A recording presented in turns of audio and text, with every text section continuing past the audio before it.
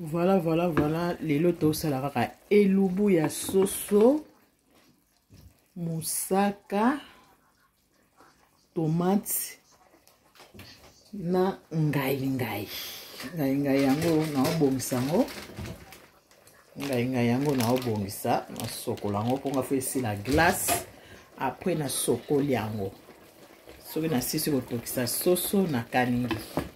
Tango na sisi ko kalinga na sali na nga sauce ya tomate na mafuta mukie na kalingi yango pa tomate matungulu penze beli.